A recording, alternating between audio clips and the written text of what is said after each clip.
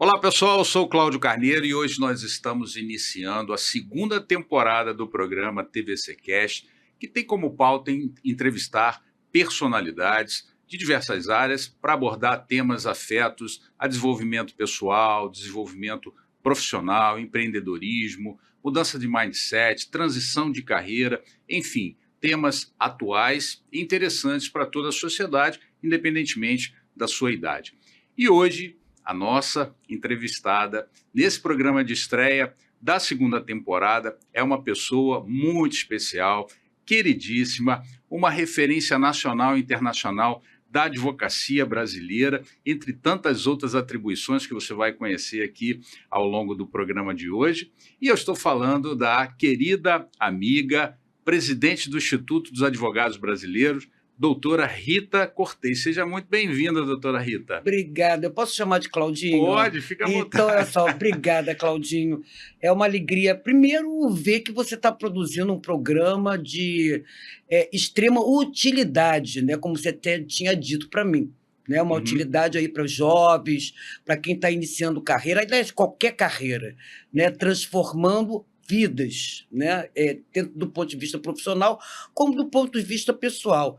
Então, eu só desejo sorte a você com esse programa. Estou super feliz em te reencontrar. Você sabe que, nossa, eu não vou dizer de quanto tempo eu conheço ele, porque senão eu vou revelar a idade.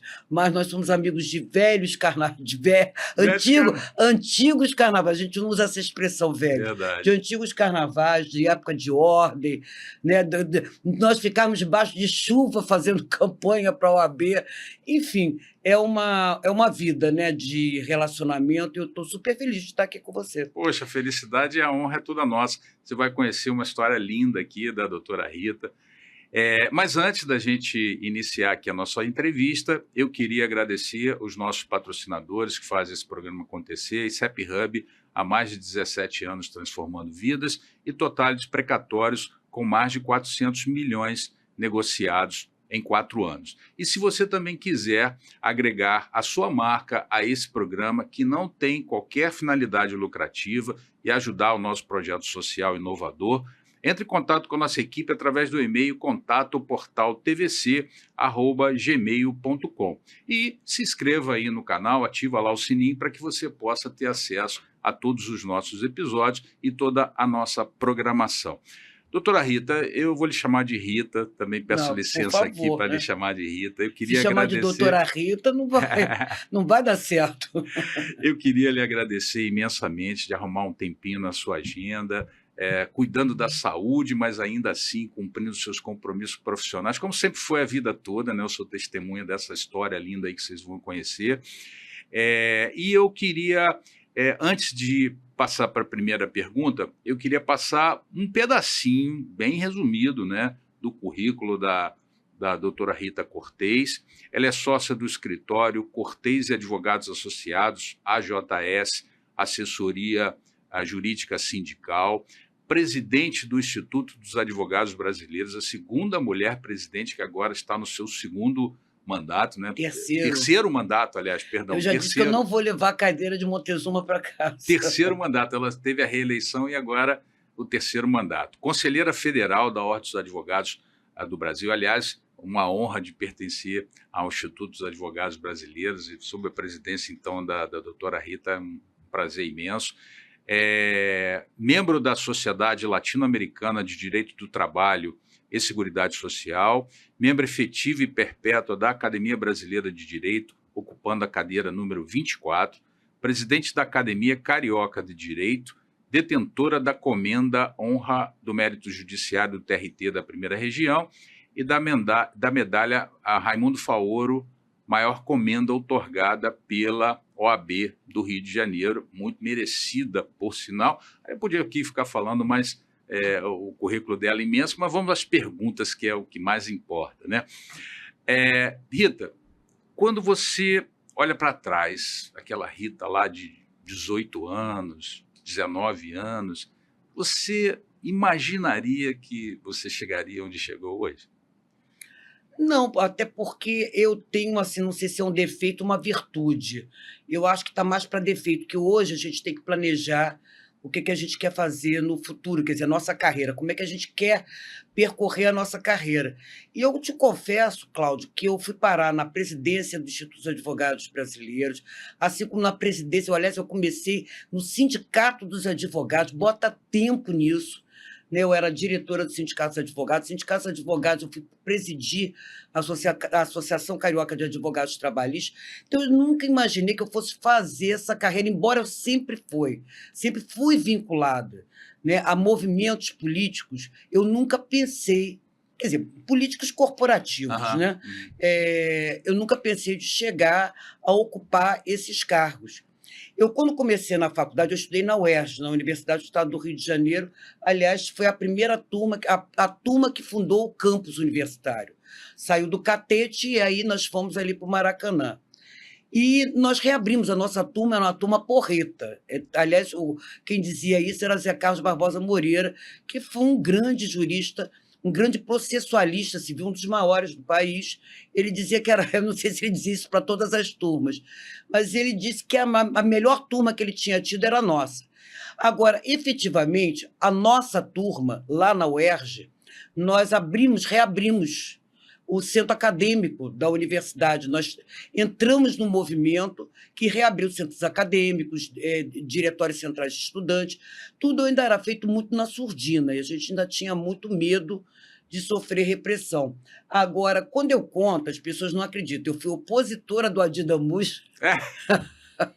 Olha, para quem não sabe, o Adi Damus, né, foi presidente da seccional do Rio de Janeiro e hoje está na Anvisa. Estávamos juntos, né? Você Exatamente, ele é presidente da Anvisa. Eu e Claudinho fomos contra o Adi Damus, eu espero que ele não lembre disso. Não, mas então eu fui opositora do Adi Damus e o meu vice-presidente no centro acadêmico foi nada mais, nada menos que o Luiz Roberto Barroso, ministro do STF. Aliás, ele tem uma coisa horrorosa, né? Que ele disse, ele escreveu um livro. Não, eu estou falando mesmo, pode colocar isso para rodar. Ele colocou num livro que ele escreveu na UERJ, falando sobre a vida dele, a carreira dele dentro da UERJ. Ele foi professor da UERJ várias, acho que, enfim, ele é professor da UERJ já tem bastante tempo. E ele disse o seguinte, que ele era o intelectual e eu era o operacional. Quer dizer, ninguém merece. Esse é a cara do nosso ex-ministro, né, Luiz Roberto Barroso. Então, enfim, quer dizer, era uma turma agitada. Então, toda essa movimentação que eu faço hoje já vem lá da época de faculdade. Talvez isso é que tenha apontado, inclusive, tenha feito com que eu escolhesse uma área do direito que é extremamente social, que é o direito do trabalho. Né? O direito do trabalho... O direito do trabalho é uma cachaça. As pessoas não conhecem, as pessoas têm medo do direito do trabalho, porque é um direito especial. Primeiro, que tem normas especiais, ele tem uma justiça especializada, então muita gente tem receio, acha assim, eu não quero saber de justiça do trabalho. Chega lá, é um pregão. Não é bem assim. Né? Para você ser um bom advogado trabalhista, você tem que estudar muito, né? E ter uma noção em todas as áreas do direito. Então, muita gente fica assim, torce o nariz para quem diz assim, é trabalhista e tal. O que não sabe é que hoje, inclusive, na área de direito coletivo do trabalho, eu já estou até aproveitando, já falando assim sobre carreira no futuro, né? Para quem quiser saber o seguinte, quem envereda por esse caminho do direito coletivo do trabalho vai se dar bem. Porque a gente mexe com grandes ações. Fica a dica aí para você. Né? Ações civis públicas, ações coletivas, lato e estrito senso. Quer dizer, enfim, né? Você, ao invés de entrar com uma reclamação de às vezes você entra com reclamações trabalhistas, ações trabalhistas, para 1000. Soma isso. Bota para somar. Entendeu? Claro, se você for vitorioso na ação, o crédito de 1000 pessoas. Né? E mais sucumbência, né? Porque quem tem legitimação para entrar com essas ações coletivas são os sindicatos. Quer dizer, entre outros, os sindicatos. E fica aí, mais uma vez, a dica para vocês de quem tem um dos maiores escritórios do país. Então, fica a dica isso. Quem pegou, pegou, né? Não, e a área sindical cresceu muito. Também era uma coisa... A gente sempre foi visto assim, como um patinho feio da advocacia. Né? Isso é uma coisa do passado. Ainda tem resquícios disso? Tem. Até na própria magistratura. existe assim aquela coisa, pessoal trabalhista, né? Assim como se fosse uma justiça de segunda categoria. Não é de segunda categoria, é uma justiça social. Então você Uhum. mexe muito também com direitos de uma faixa da população empobrecida. Você presidiu a CAT também, não Né, a presidiu? CAT, Associação Carioca de Advogados Trabalhistas. Então, tudo É essa que isso eu li aqui, né? Eu pensei que era outra não, não, é a sigla. Academia Carioca de Direito. Tá, Essa já mais moderna, tá. mais contemporânea, quer dizer, no meu currículo contemporâneo. Se eu posso dizer assim, currículo contemporâneo é ótimo. Mas, enfim, mas voltando ao que você tinha me perguntado, então, eu não fiz essa projeção. Eu quero, porque tem muita gente que diz assim, não, Sim, eu quero ser focado. ministro do Supremo Tribunal Federal. Né? Conheço muitos que, entendeu, no off, disse assim, poxa, eu sempre quis ser ministro, e costurou a sua carreira em função daquilo.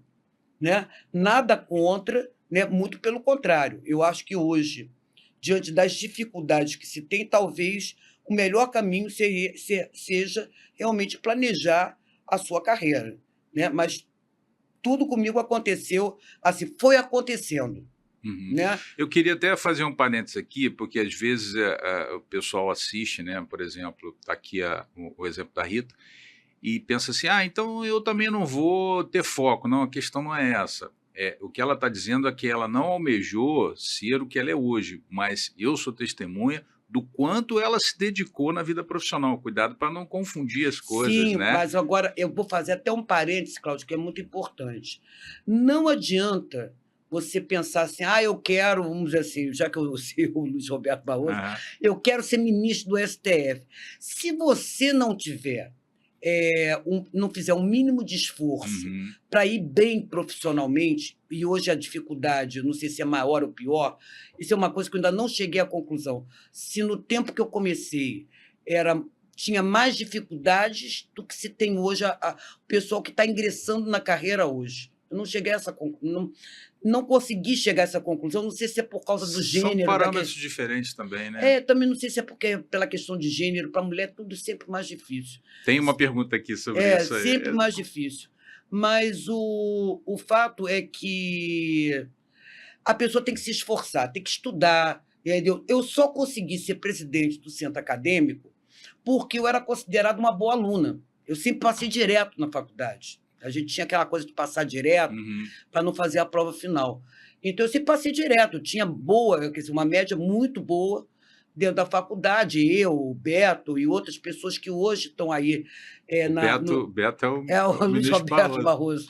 Entendeu? O Munhoz Pinheiro, enfim, uma série. Timaço, né? Timaço, O Lauro foi também o Lauro, Aham. que foi o nosso candidato à presidência da Ordem, também foi da minha turma. Enfim, a gente tem grandes nomes na turma nossa lá de mil, eu vou dizer a data. Fica à vontade. Eu estou com medo de dizer a Eu não data. perguntei, mas se ela quiser Gente, falar... eu não fiz plástica. E se disserem que isso assim, poxa, mas ela está muito caquética, eu vou ficar muito chateada. A turma era de 76, nós entramos na faculdade de 76. Eu não perguntei para não ser deselegante, mas já que ela falou... a turma é de 80. Né? Então, bom, eu já dei a dica, né? Nós saímos do Catete, foi a turma que inaugurou o campus. Agora, e se eu te desse um WhatsApp mágico e você pudesse mandar uma mensagem para a Rita, lá de 18 anos, o que você falaria para ela? Faça tudo que você fez. Porque, como eu disse, você tem que ter um certo destaque, até profissional. Eu sempre fui considerada uma boa advogada trabalhista, talvez até pela a formação acadêmica de graduação é fundamental. Eu sou de uma época em que a graduação valia muito mais do que você ter feito mestrado, doutorado, pós-doutorado, pós-graduação. Era a graduação. Você não tinha mestrado. As pessoas não sabem disso. Não tinha mestrado na UERJ, tinha mestrado na UFRJ na área de ciências sociais. Aliás, se eu tenho um trauma... Revelações. Se eu tenho um trauma, gente, não sei se eu falo. Pode falar, fica à vontade. Não, agora eu vou deixar todo mundo curioso. Não faça isso. Eu e uma amiga, uma colega, eu e a Rosane Euríquio, que hoje está no Ministério Público, nós resolvemos fazer, quando saímos da faculdade, assim, vamos engatar um mestrado aí, porque senão depois a gente desiste. Não havia mestrado em nenhuma universidade, nem UF, nem UERJ, nem UFRJ, eram poucos os mestrados. Aliás, na Nacional de Direito, tinha este mestrado, que era em Direitos Sociais. Mais nada. Aí eu fui fazer a prova. Primeiro você tinha que ter... hoje tem um nome que é o índice... Eu agora esqueci o nome. É um índice básico, médio, para você poder se arriscar a fazer um mestrado ou uma pós-graduação. Não sei se isso ainda existe hoje. Mas a gente tinha que ter nota média 7 em todos os anos da faculdade. O negócio não era fácil, não. Aliás, para quem estudou com o ITEC só dava 0 para todo mundo, isso é uma façanha, gente, é uma façanha. Então, nós tínhamos média 7 e resolvemos fazer, era uma eliminatória, uma prova de inglês e francês, uma tradução. Quando eu fui ver o texto, eu disse assim, eu conheço esse texto, é do caso dos exploradores de cavernas, que era o texto base, adotado, quer dizer, o livro base adotado na Introdução à Ciência do Direito da UFRJ, da Nacional de Direito. Só que eu estudei na UERJ. Na UERJ, quem era o professor de Introdução à Ciência do Direito era chamado Paulino Jacques, que era uma coisa difícil de lidar. Entendeu? A gente era obrigado a estudar no livro dele, que não era dos melhores livros sobre introdução à ciência do direito. Então, eu fiquei super feliz, porque eu já tinha lido o livro, assim, enfim, por mero diletantismo. Aí li o livro, identifiquei, eu tinha inglês, o curso de inglês todo, tinha prova de Michigan, tradução e versão, enfim, eu disse assim, beleza, né? Tô bem na fita. Como diz na gíria, nadando de braçada. Exatamente. E a minha colega escolheu francês, porque ela tinha Aliança Francesa, Nancy 1, Nancy 2, Nancy 3, e era boa também em francês. Bom, resultado. De 20, eu vou dar um exemplo. De 20 pessoas que se inscreveram, né, para fazer a prova eliminatória do mestrado, 20 pessoas, 1 ou 2 pessoas passaram inglês, o resto, quem escolheu francês, passaram todos. Ou seja, era uma coisa meio direcionada, né? Quer dizer, eu não vou dizer que porque eu não tenho... aliás, eu nunca digo nada que você não possa comprovar depois. Mas, quer dizer, a sensação que nós tivemos é que a coisa tinha sido direcionada. Aí eu falei, você sabe de uma coisa? Eu vou tratar da minha vida. Eu acho que foi a melhor coisa que eu fiz naquela época. Hoje não, hoje as exigências são outras, né, Cláudio? Você sabe que a pessoa precisa ter uma pós-graduação, aí eu estou falando lato sensu, né? Para que você possa realmente progredir ou até apresentar um currículo que seja, vamos dizer assim, aceito, né? Tanto pelos escritórios de advocacia, tanto para quem quer percorrer carreira acadêmica, tanto para quem quer, né, ocupar postos e funções públicas dentro das carreiras jurídicas, magistratura. Uma cobrança social, né? Vamos dizer assim. Uma cobrança social, mas eram outros tempos. Eu examinava estagiário no meu escritório.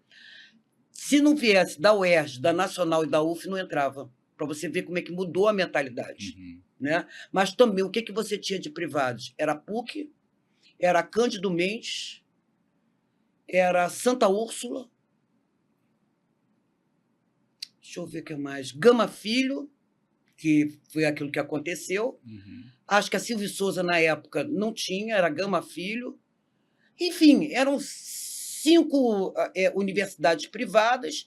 A UF também não estava com esse cartaz que ela tem hoje. A UF melhorou muito do ponto de vista acadêmico. Hoje você tem excelentes professores, né, muita gente boa, né, fazendo, quer dizer, lecionando na Universidade Federal Fluminense, e, além do que, a diretora da universidade, da UF, a Fernandinha, aliás, que eu estou cantando ela para ser nossa cofreira, e a filha da mãe até hoje não me respondeu, mas a Fernandinha é ótima pessoa, dirige muito bem a Faculdade de Direito. Então, a UF cresceu. Né, Deixa eu só esclarecer aqui, confreira e confrade é associado do IAB, que senão o pessoal não vai saber. Sócios e sócias. Então, os sócios são confrades.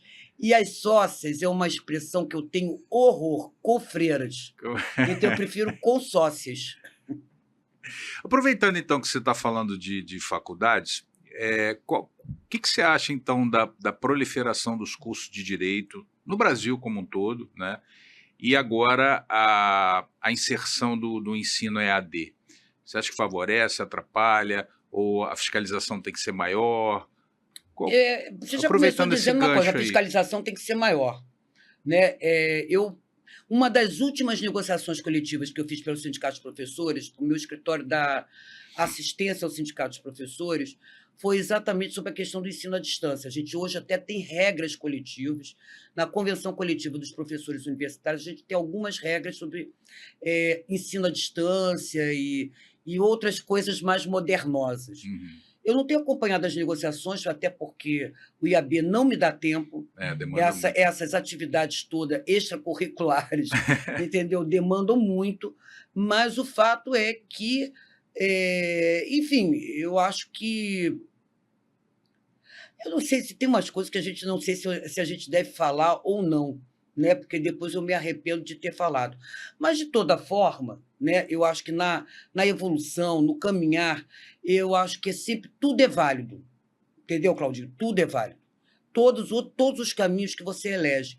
Então, os que eu elegi, né, deram certo, mas também podem não dar certo. Né? É um risco que você corre. Mas eu estava onde mesmo que eu já me perdi nessa história toda? Não, você estava falando das faculdades, né? Que naquela época você se formou. Sim, mas e tinham 5 privadas. 5 privadas e a pública. A gente vai... Não, né? O pensamento, a mente vai longe, né? Mas então era mais restrito, quer dizer, não tinha essa quantidade de faculdades, centros universitários. Hoje você tem muitos centros universitários, de faculdades e universidades. Você foi um grande gestor na Estácio.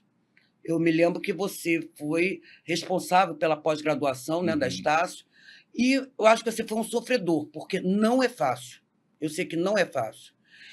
Enfim, mas a Estácio também cresceu. Pegou seu caminho e tal. Eu não quero questionar. Agora, realmente, a quantidade de universidade, de faculdades de direito que você tem hoje é uma coisa absurda. É meio que se questionou aí na área da medicina. Eu tenho uma posição sobre isso, né, que assim, eu sou a favor de você democratizar o ensino, né?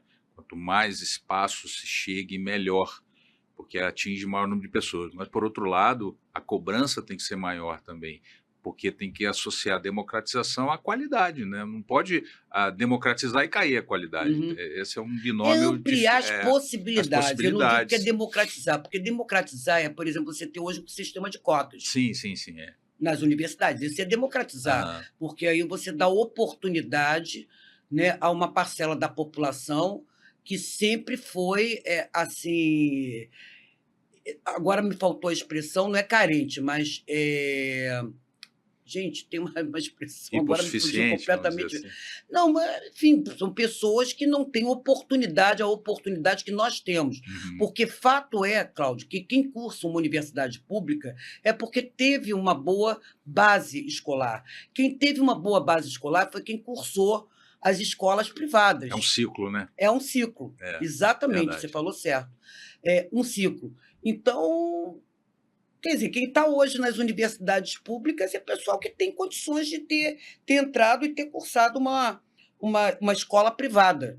Né? Eu me lembro que, na minha época, eu fiz parte da reunião, sempre ligada à política, parte da reunião dos grêmios. Então, o meu colégio, que, aliás, parecia que não tinha nada a ver com a história, era Instituto Menino Jesus, todo mundo achava que era colégio de freiras, e não era.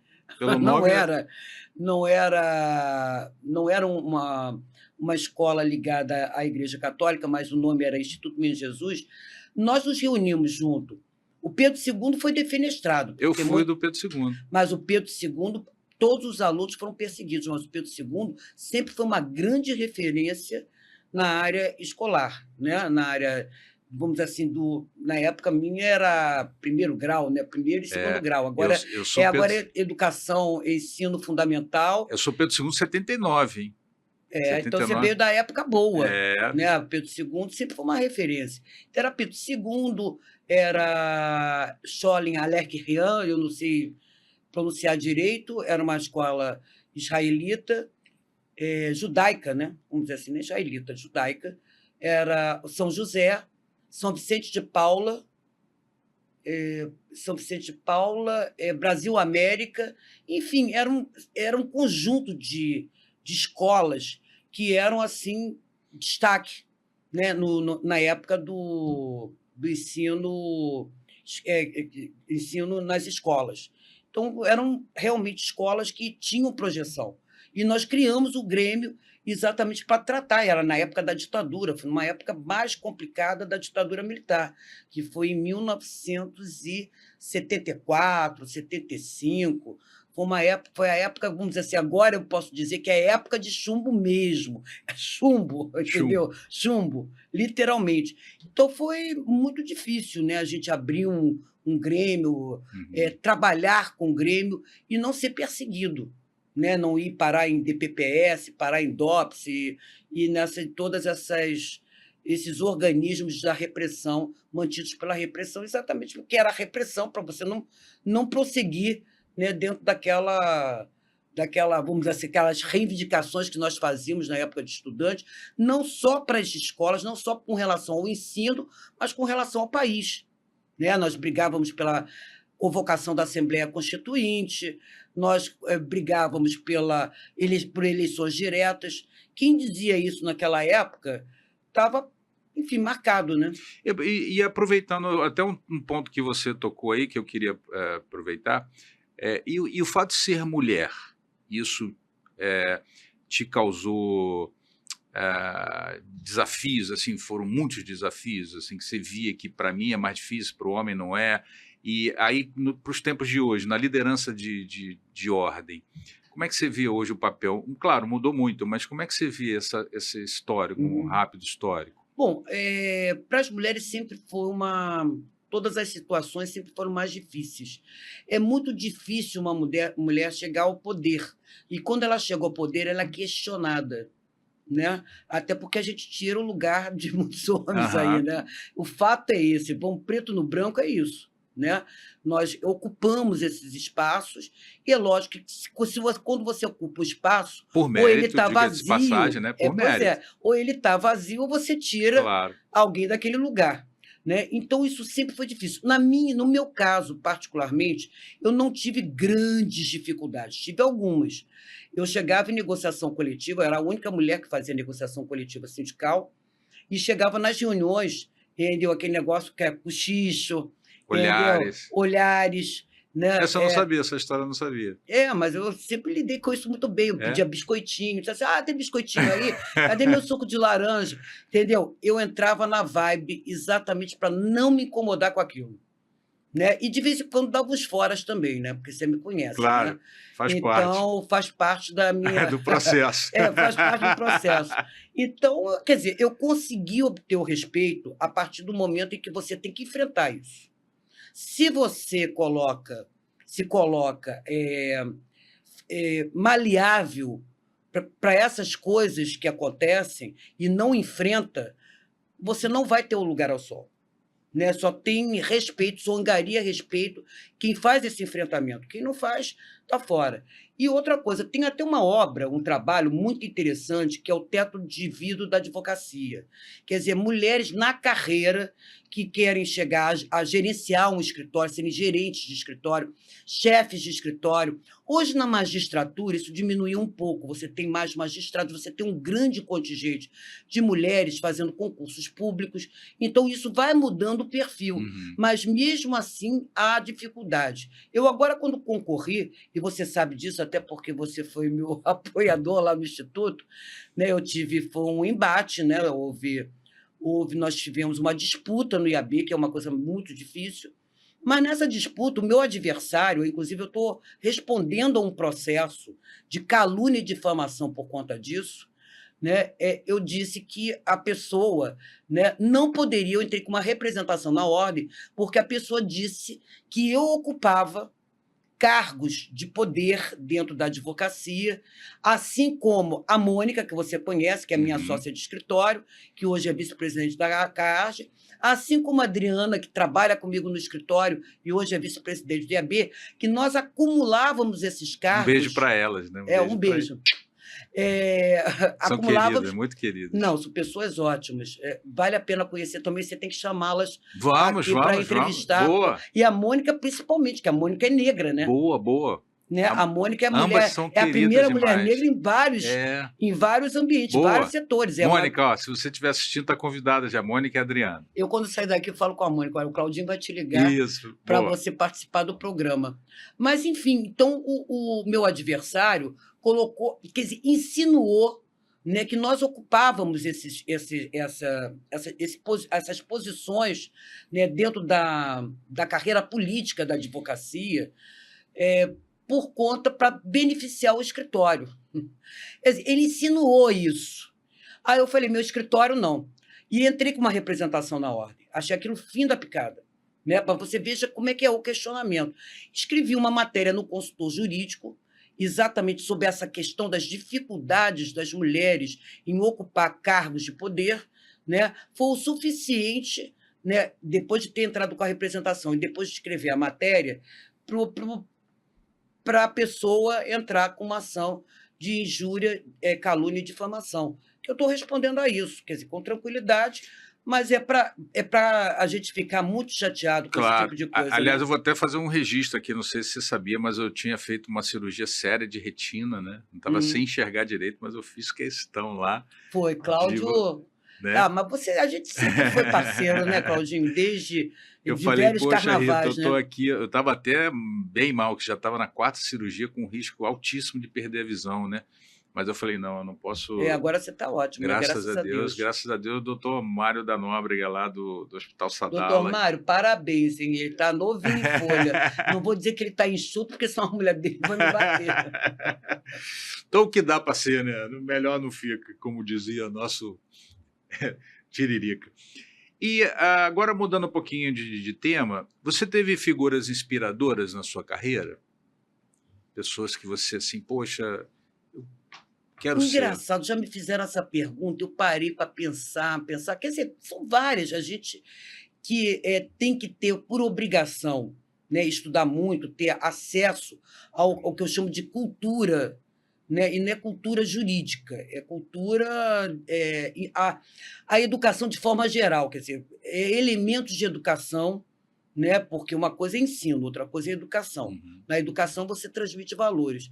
Então, como a gente é obrigado a ter conhecimento, a ler, né? Eu li muito, inclusive, até porque, para estar nessa área política, tinha até sabatina, por incrível que pareça.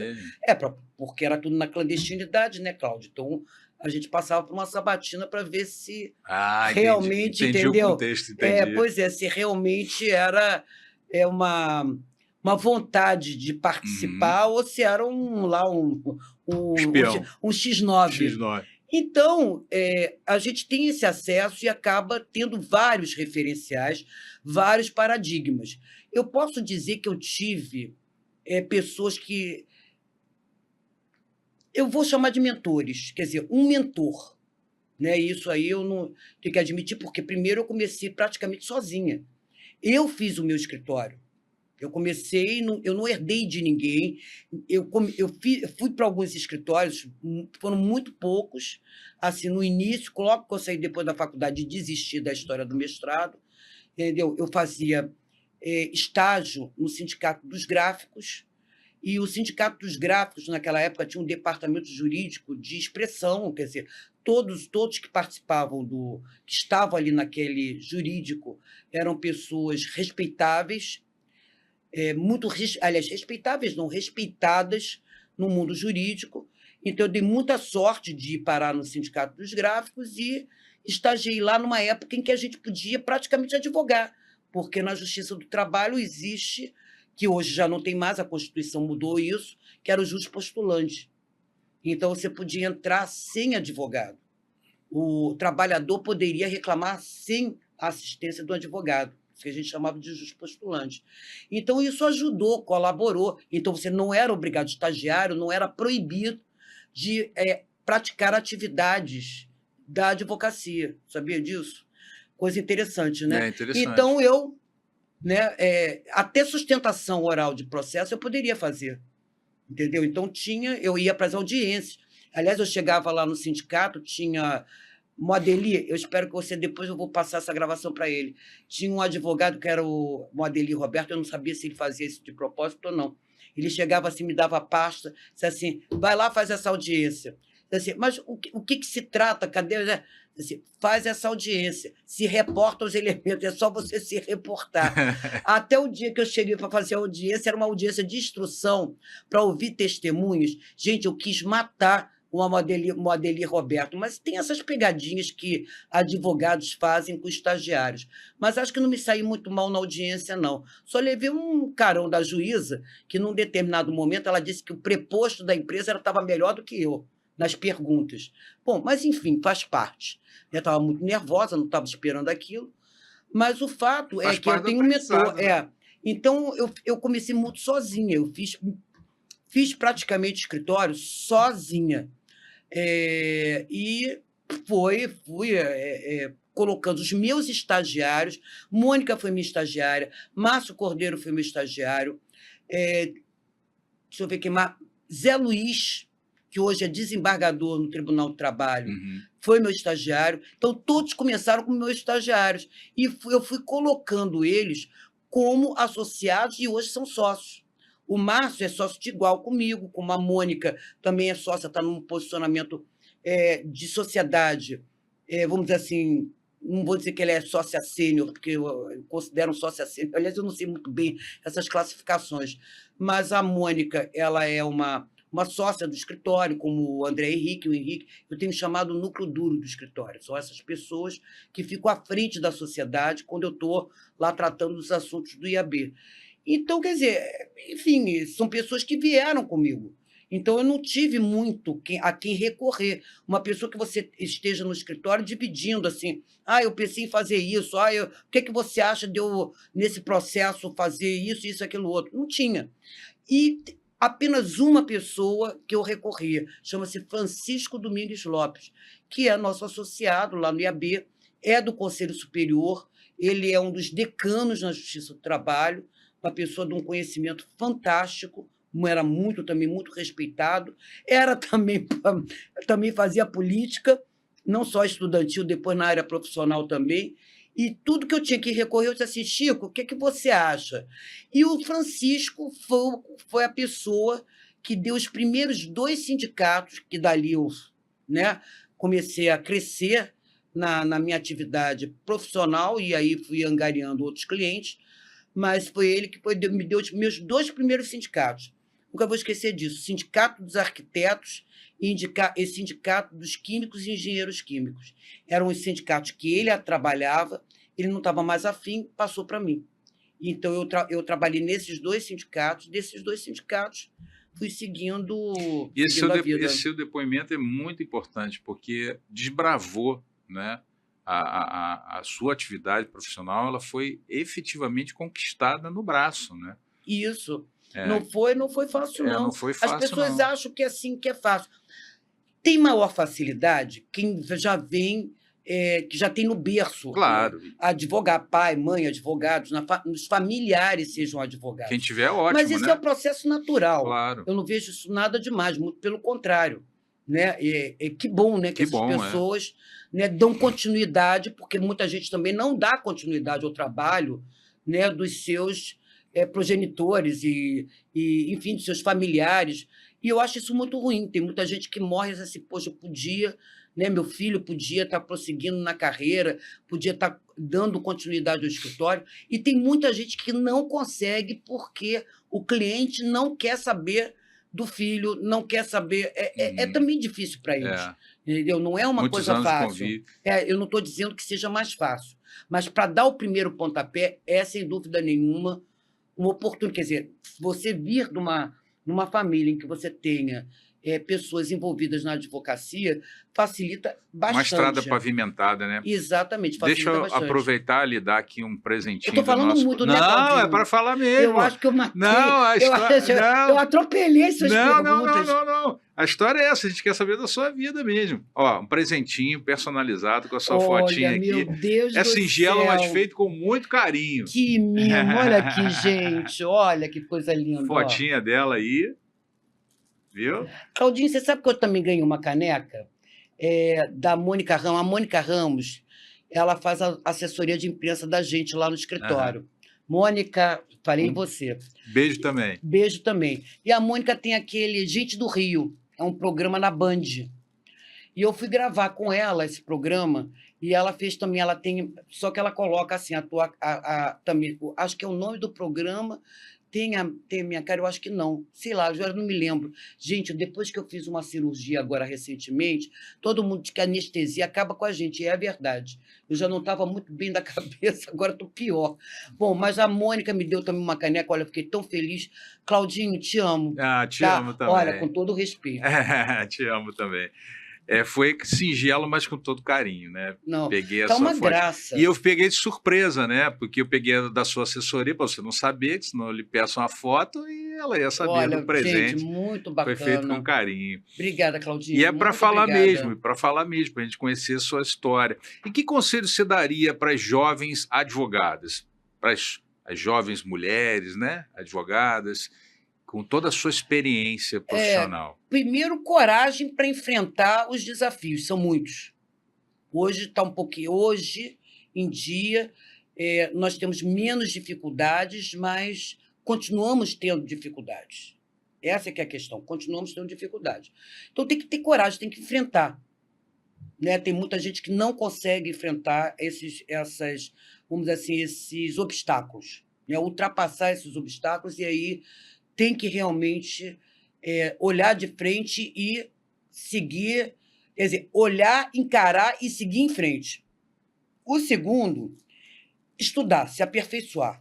Sem estudo, sem conhecimento, tem que ler um jornal. Eu não estou dizendo que tenha que fazer um curso jurídico. Tem que ler um jornal, assistir televisão, ir a um teatro, entendeu? Um cinema, ter essa cultura geral. Conhecimento é tudo, educação é tudo. É uma pena que esse país está como está por conta exatamente vamos dizer assim, pelo desprezo, né? Um certo desprezo das autoridades públicas com a educação, e você sabe disso porque você está na área. Mas, então, estudem, tenham esse conhecimento, ampliem seus conhecimentos, né? Participem de tudo. Não fica com aquela, é o pessoal da ordem, é o pessoal da associação tal, entendeu? É o pessoal do instituto, esse pessoal só quer saber de política. Não façam isso. Verdade. É aí que você vai fazer o seu network, para usar a palavra da moda, seu network, que você vai conhecer, que você vai poder se mostrar. Uhum. Né? A minha avó sempre dizia assim, quem não é visto não é lembrado. Sim. Não tem frase mais correta do que isso. Quem não te vê... E faz o filtro, o que interessa, interessa, o que não interessa, deixa de lado, né? E vai... Então, não fique dando ouvidos a quem diz assim, não, você não... acho que você ainda tem que comer muito feijão com arroz para chegar lá. Às vezes a gente tem até que comer muito feijão com arroz mesmo, mas não se deixe levar por essas opiniões, porque muitas vezes são essas opiniões que derrubam a gente. Eu acho que no frigir dos ovos é isso. Leiam muito, divirtam-se, tenham cultura. Cultura não é só ter a literatura jurídica, né? Ter a literatura de forma geral. Vai ler um Marx, vai ler um Engels... E jamais se isolar, né? Entendeu? Exatamente. O isolamento é entendeu? muito Vai ruim. ler de Marx, entendeu? A Kant. Sim. Isso aí. Ler os filósofos, os grandes, os clássicos. Tem que ser isso. E tem muita coisa boa. Por exemplo, vamos falar aqui um pouquinho de IAB. O IAB tem muita coisa boa, né? Muita mesmo. Então, aproveitando, falando de IAB, quais os principais desafios que o IAB enfrenta aí atualmente? Bom, primeiro, dizer o seguinte, né? A ordem nasceu do Instituto dos Advogados Brasileiros. Eu ia lhe perguntar isso. Muita gente não sabe disso. O Instituto ele foi fundado por Pedro II para exatamente criar o que é hoje a OAB, tanto que o nome era IOAB, Instituto da Ordem dos Advogados do Brasil. e OAB. Muita gente não sabe essa Muita gente, informação. olha, é uma história que vale a pena conhecer, até porque são 182 anos, né? É uma instituição a mais antiga de todas as Américas, né? Do Brasil, de todas as Américas. Então, é uma instituição que foi criada para formar, na época do Brasil independente, formar um ordenamento jurídico compatível com esse novo estágio, né? Da política do país, que era nós saímos, tinha a primeira Constituição do Império, né? Estávamos entrando já na Primeira República, então ele foi criado para isso, criar um ordenamento jurídico próprio, porque nós importávamos tudo, a gente ainda continua importando, né? Mas importávamos os ordenamentos filipinos, manuelinos e vai por diante. Então, e para criar uma entidade, uma instituição que representasse a advocacia e formasse advogados já com esta mentalidade de um Brasil independente, porque todos iam para estudar em Portugal, né? E aí conviviam com a realidade de Portugal. Né? Por isso que a universidade, você que inclusive é um professor nessas universidades fora do Brasil, você sabe disso, que a exigência é enorme. Aliás, os portugueses não são fáceis, né? Não são fáceis. São exigentes, gente. Olha, para o Cláudio ter chegado onde ele chegou nessas universidades, olha, é porque ele tem muito borogodó, se eu posso dizer no popular. Mas, enfim, são universidades, quer dizer, as pessoas estudavam nessas universidades em Portugal e vinha com uma mentalidade que não era a mentalidade que se queria para o país naquela época. Né? Era uma burguesia ascendente. Estava se formando, tentando se formar, né, uma economia independente de Portugal. Então, se precisava ter essas bases jurídicas e pessoas que cuidassem dessas bases jurídicas. Por isso, o Instituto dos Advogados Brasileiros, por isso, seus 182 anos de existência. De lá, depois que foi criada a ordem, o Instituto ficou cuidando mais da parte acadêmica. Né? Hoje ele é quase uma academia, né? Mas é uma academia que representa, que tem o seu lado de representação, porque ele representa as pessoas que cuidam da academia. Né? É diferente da academia, vamos dizer assim, genuína, formada como academia, dentro daquela concepção de academia que vem lá de não sei quantos anos atrás, não vou dizer, não vou voltar à Grécia, porque já é muito, né? Mas as academias elas foram da França, principalmente na França, tanto que tem um modelo francês com não sei quantas cadeiras, um modelo não sei, contando não sei quantas cadeiras. Eu estou na Academia Brasileira de Direito, na Academia Carioca. Eu não ligo muito para essas coisas, não, mas eu acho que é importante hoje você dar a sua contribuição, né, para que as academias não fiquem também com o academicismo. Né, ser acadêmico por ser acadêmico e não olhar para o em volta, né, não utilizar, ser útil, o teu conhecimento, né, o teu saber não ser útil para a sociedade. Então, a gente faz isso no Instituto dos Advogados Brasileiros. Mas os desafios, primeiro, hoje a gente está vivendo um momento muito complicado da vida do país. Está aí essa situação do judiciário, código de ética, tem código de ética para o STF, não tem. Então, são temas que são temas delicados. Né? Há quem diga que quem defenda o código de ética, um código de ética para o STF, estaria, vamos dizer assim, corroborando, né, com aqueles que querem, enfim, mudar, né, o regime do país, que foi... Eu vou chamar de golpe, né? Porque aquilo dali foi uma tentativa de golpe. Hoje já está... Tanto que o presidente, o ex-presidente da República, Jair Bolsonaro, está respondendo por isso.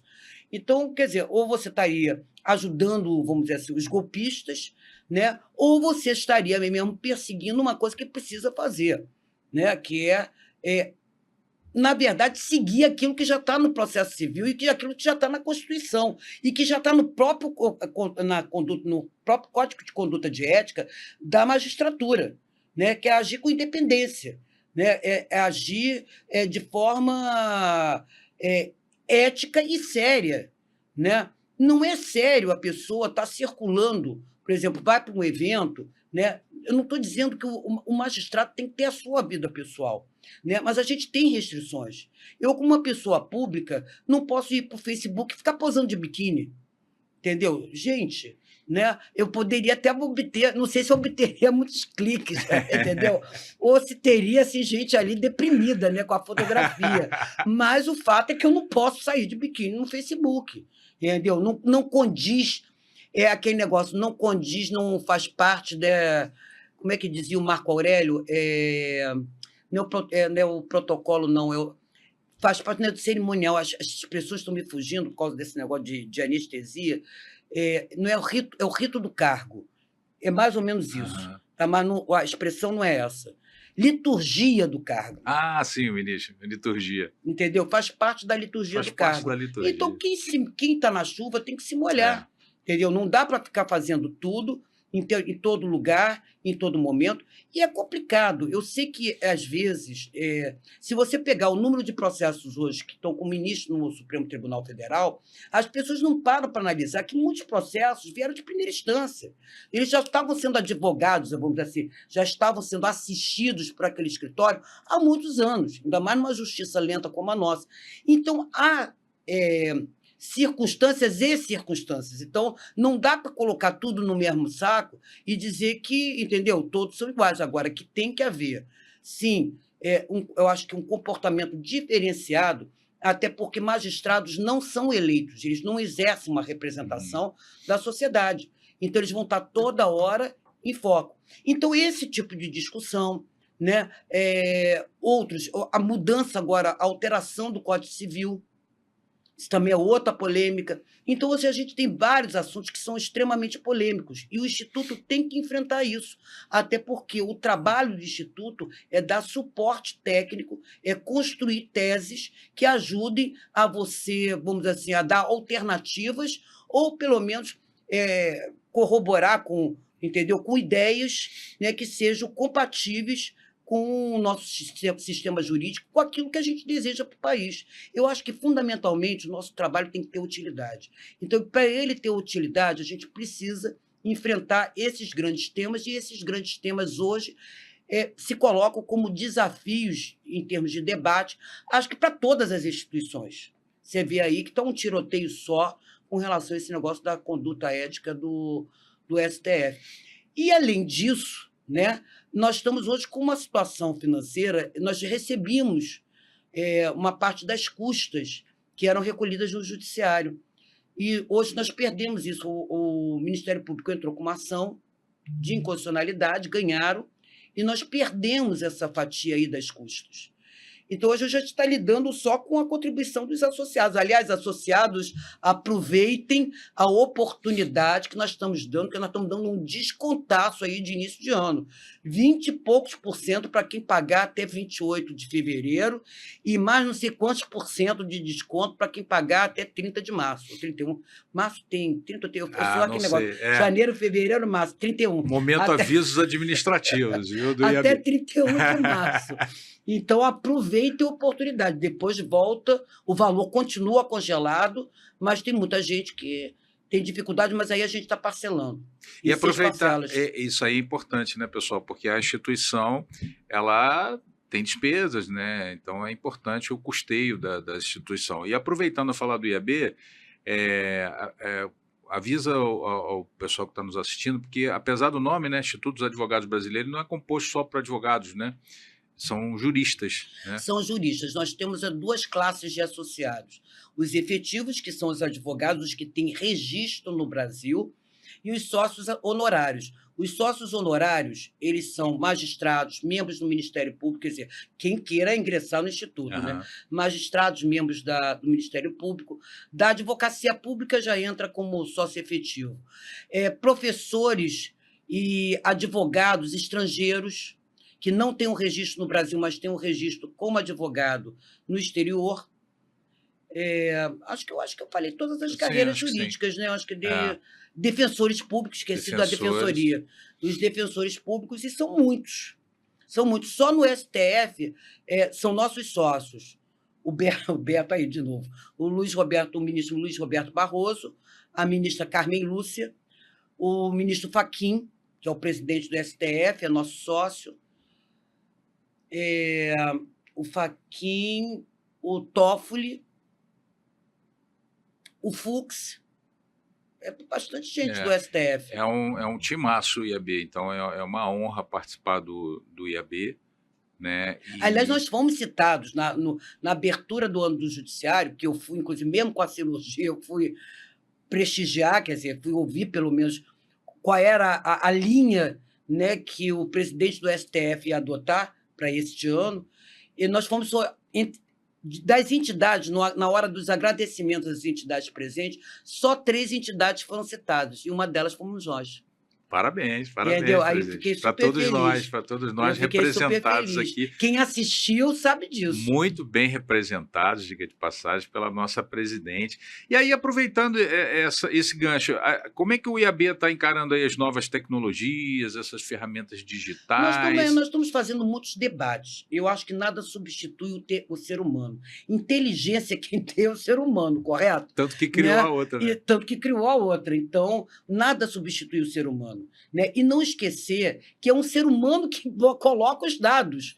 Né? Esse negócio de algoritmo. Né? Ai, desculpa, Claudinho, que eu boto para despertar esse negócio aqui. Ela ainda tem uma Ele reunião toca para ir, tem uma não, reunião ele, para não, ir. ele toca nas piores, não, nos piores horários. Mas o. Mas se puder ficar mais um pouquinho, a gente agradece aí, né? Não, eu fico mais um pouquinho. Tá. A reunião da diretoria é 10 horas, nada que eu não. Tá bom. E ali, do lado, né? A gente está aqui no centro da cidade. Mas, então, eu falei da citação do STF, eu estava falando dos sócios, né? Das novas tecnologias. E das novas tecnologias. Então, nós temos hoje 2 comissões: a Comissão de Direito Digital, aliás, 3. A de Direito Digital, a de Inteligência Artificial e a de... Oh, meu Deus, de dados. Proteção de dados. Proteção de dados. Às vezes me foge assim a palavra, você fica com uma palavra na cabeça. Mas eu estou assim também, que eu fiz 6 cirurgias em um ano agora. Mas a anestesia acaba com a gente. E a pandemia também. Depois da pandemia, a minha memória não é mais aquela de antigamente. Tem uma brincadeira que fala assim, não tenho mais memória, eu tenho uma vaga lembrança. Né? Então, na minha vaga lembrança, entendeu? Então, nós temos essas 3 comissões que estão tratando disso. Né? E a gente tem muita discussão pela frente. Né? É a inteligência artificial no judiciário de forma geral, não é só no direito, é no poder judiciário. Hoje você não pode ter um juiz que aperte uma tecla, entendeu? E sai uma decisão. Ele tem que analisar, quer dizer, tem o fator subjetivo do juiz. Eu digo sempre que nada substitui o presencial. Eu fiz muito, por 30 anos, sustentação oral no Tribunal do Trabalho. Aliás, a minha parte dentro do escritório era praticamente sustentação oral no Tribunal do Trabalho. E é completamente diferente. Você sente o clima, você, entendeu? Você tem a parte teatral, né? Você pegar o processo, quase jogar na cabeça de um desembargador. Gente, eu estou brincando, hein? Mas aquela parte faz ser visto, né? Você já viu que eu gesticulo, vocês estão vendo que eu estou gesticulando aqui, imagina na tribuna, né? Então, essas coisas todas fazem a diferença. Você sente para onde que uma cara feia já mostra para você que você vai ter, entendeu? Você não vai ser bem sucedido na tese que você está defendendo. Então, eu acho que tem coisas que não podem deixar de serem presenciais. Agora, tem muita coisa também que a tecnologia ajudou. Eu não faria nem 1/3 do que eu faço no IAB hoje se não tivesse, por exemplo, as pessoas tivessem possibilidade de participação online. Né? A gente abre uma videoconferência, então eu posso trazer o professor da Bélgica, que está lá na Bélgica, na Alemanha, na França, para fazer uma palestra no IAB via videoconferência. Então, são coisas que facilitam, sem dúvida nenhuma. Hoje, um advogado que não tem condições, aliás, vocês já viram o preço das companhias aéreas, gente, é um absurdo. Né? Eu acho que as pessoas têm que acordar para isso. Uma passagem até Brasília, se você comprar agora, está quase R$3.000. Quer dizer, é uma loucura. Então, você imagina o advogado que não tem condições, quer ir ver seu processo num STF, num STJ, num TST, e não tem condições de ir. Então, é uma oportunidade dele não deixar de estar exercendo a sua advocacia, fazer online agora. Só que eles, magistrados, querem essa distância do advogado.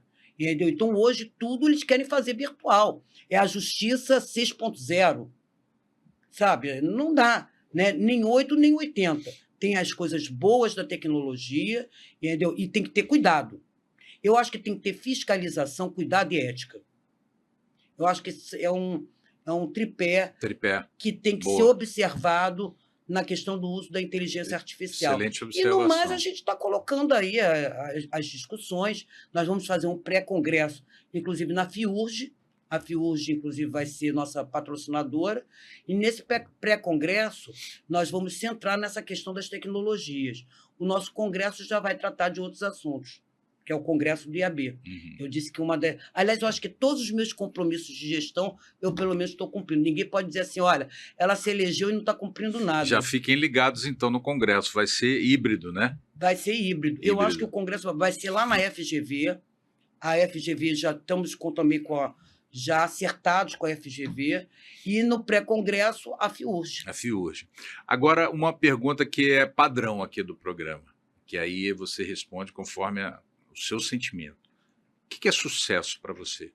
Ixi, caramba. Difícil, né? É difícil. Mas Essa é difícil. com as suas palavras. Espera aí, vamos lá. Deixa eu pensar aqui bem, para não dizer assim o que eu não quero dizer, né? Aham. Mas eu acho que sucesso é você chegar e você se sentir bem aonde você está. Eu acho que aí você se sente uma pessoa bem-sucedida, porque há várias maneiras de você encarar o que é sucesso, né? Enfim, tem uns que acham que é o seguinte, quanto mais postos, Uhum. né, e cargos você tenha de projeção, isso é sucesso. Quanto mais dinheiro você tenha, né, fruto da tua atividade profissional, isso é sucesso na tua carreira profissional. Então, tem várias maneiras da gente encarar o que seja sucesso. Mas eu acho que nada substitui, né? É feito aquele anúncio do cartão de crédito, nada substitui, entendeu? Você se sentir bem com aquilo que você faz. O que eu digo para todas as pessoas, se você não se sente bem naquilo que você está fazendo, um abraço, entendeu? Você não vai ter sucesso nunca, porque você vai fazer de má vontade, você não vai ter criatividade, entendeu? Então, você tem que se sentir à vontade e com vontade de fazer. Uhum. Né? E, para isso, você tem que gostar do que você faz. Ser e estar feliz, né? Exatamente. Bom, a gente está caminhando aqui para o final, a gente queria ficar conversando horas, mas a última perguntinha aqui, que eu acho que fica aqui como uma visão, né? Aproveitando a sua experiência, a sua trajetória na advocacia, na liderança, na defesa social e tal. Como é que você vê assim, o futuro da advocacia no Brasil para os próximos anos? E, sobretudo, considerando essas mudanças sociais, mudanças econômicas, mudanças tecnológicas, como é que você projeta assim, o futuro da advocacia? Olha, eu acho que nós vamos continuar tendo os mesmos caminhos e as mesmas dificuldades, né? Eu acho que essas dificuldades não mudam.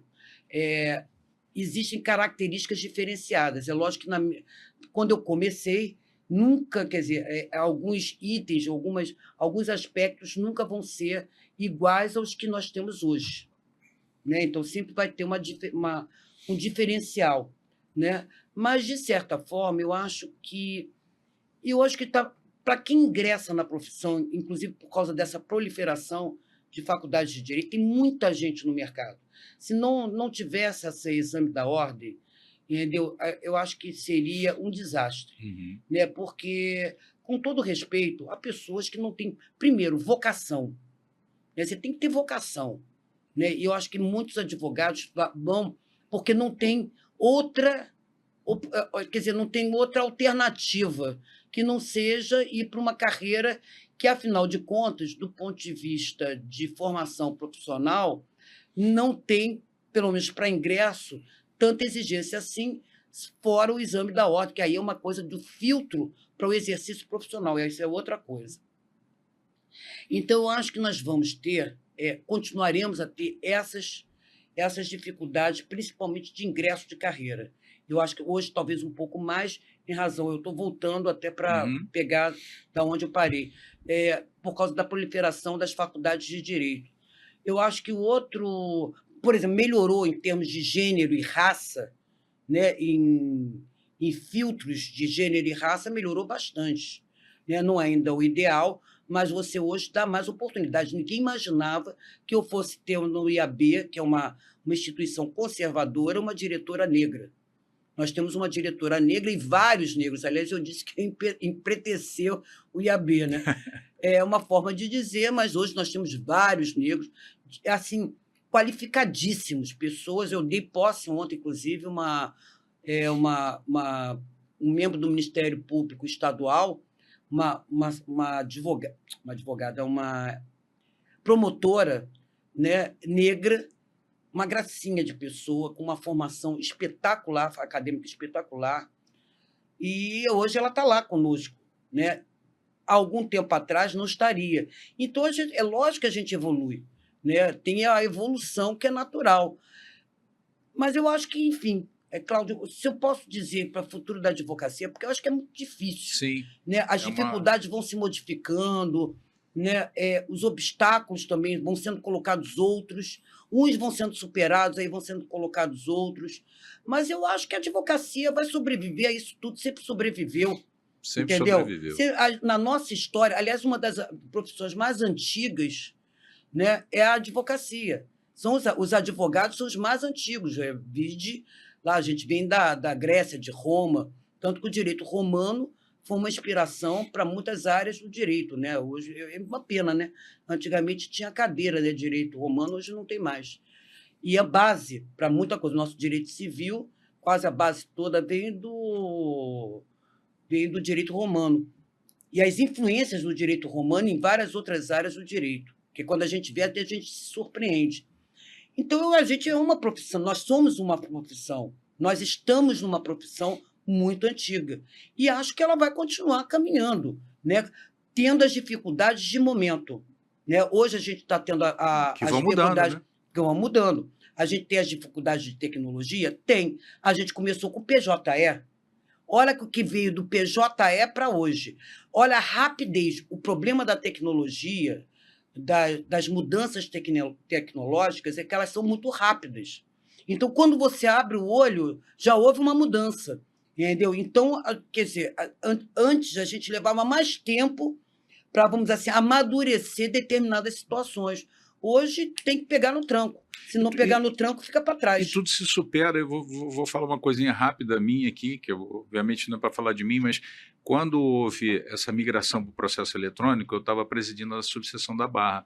Então foi uma dificuldade muito grande. Todo mundo achando, vou me aposentar e tal. Nós lançávamos curso e curso, porque tinha advogado mais velho que não sabia o que era um PDF. E se superou e enfrentou e está até hoje lá. Então tudo se supera, né? E eu lhe fiz essa pergunta do futuro da advocacia, porque a gente também fala aqui sobre transição de carreira, né?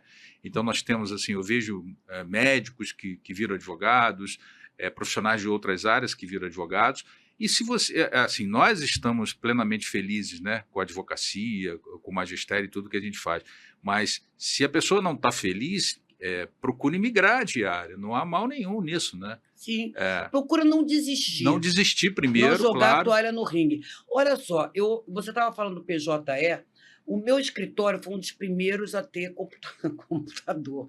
Era aquela tela verdinha, entendeu? Nós fizemos, eu coloquei no escritório para o pessoal fazer um curso sobre internet.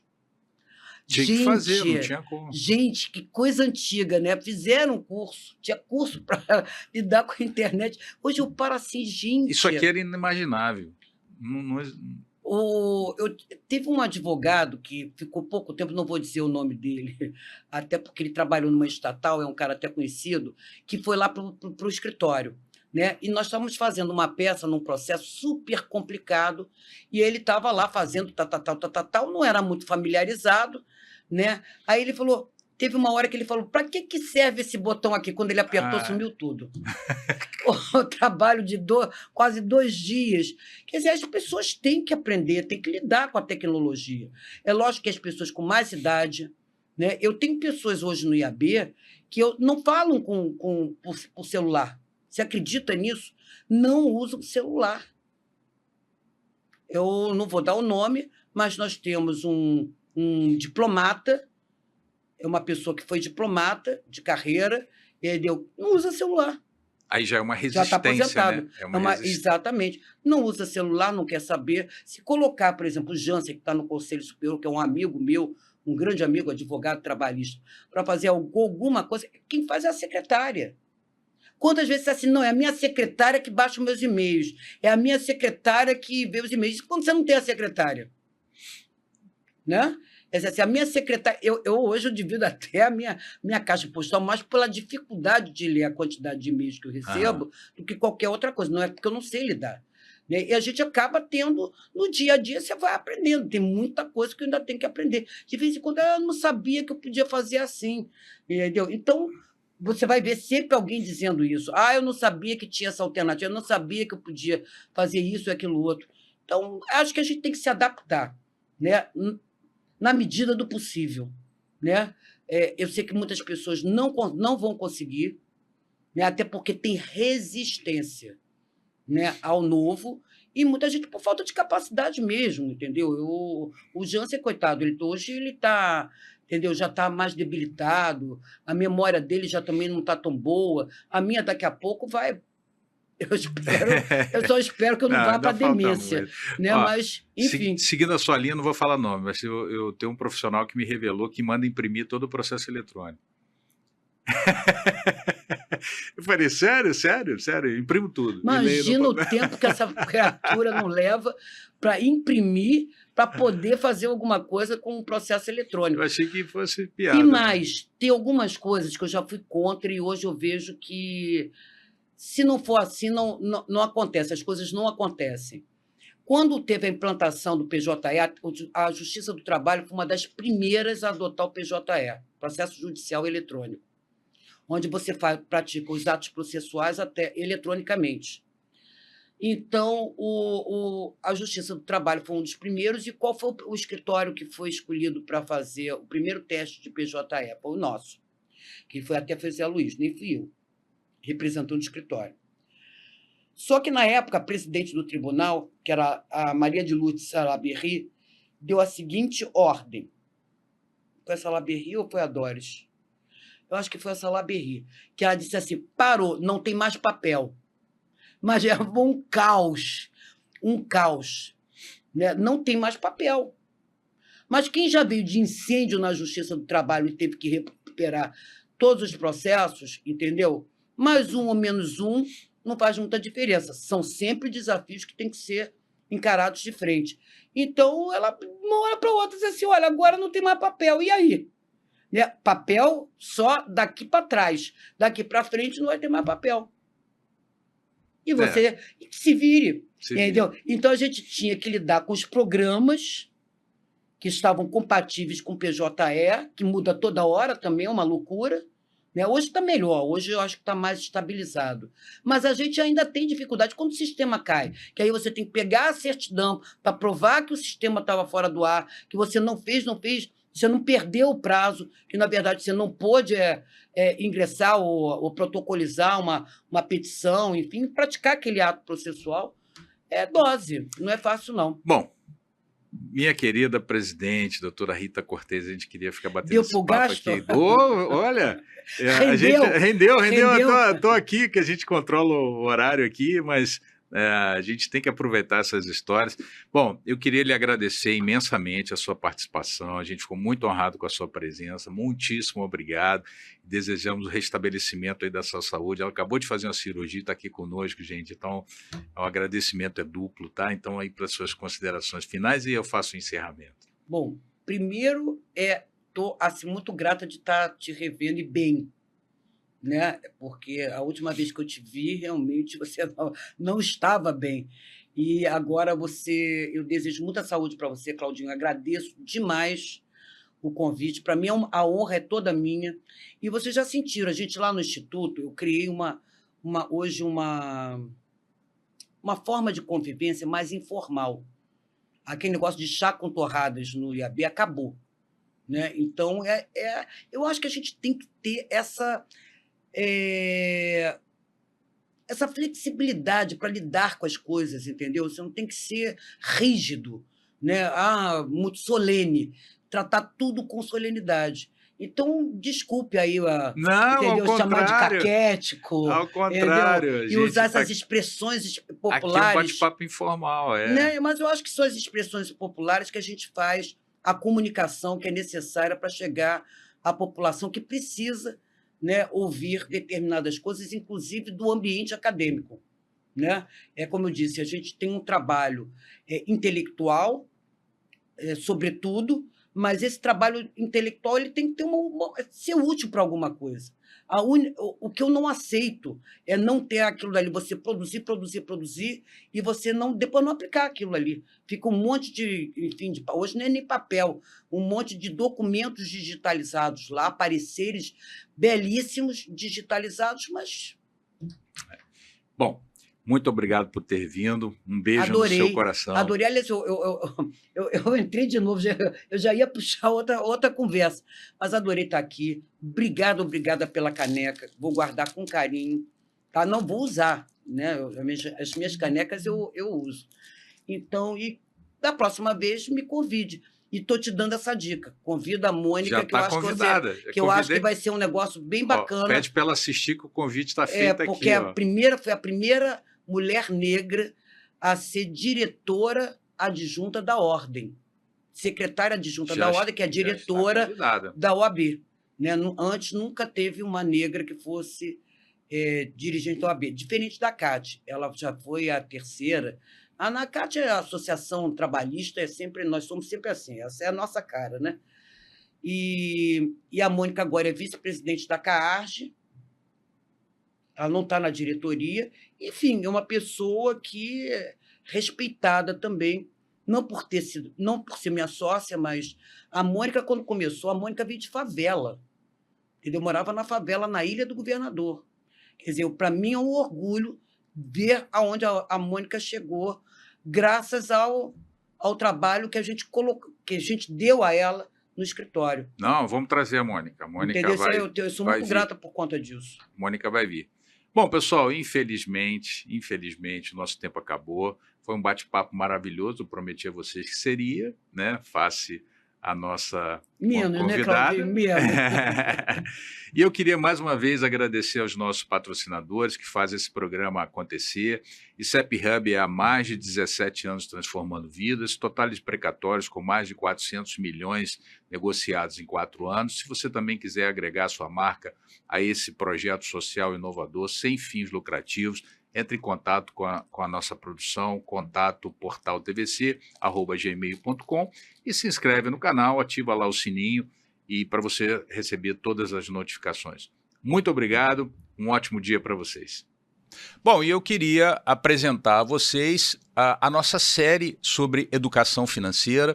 Então, se você quiser ajudar o nosso projeto social, nós temos esses 3 e-books de educação financeira para crianças, jovens e casais. E junto com esses e-books existem também os mini-cursos. Então, se você tiver interesse em ajudar o nosso projeto social e, ao mesmo tempo, se atualizar um pouco mais, conhecer um pouco mais de dicas valiosas sobre educação financeira, está aí o link para você e você pode acessar toda a programação lá. Tá bom? Muito obrigado.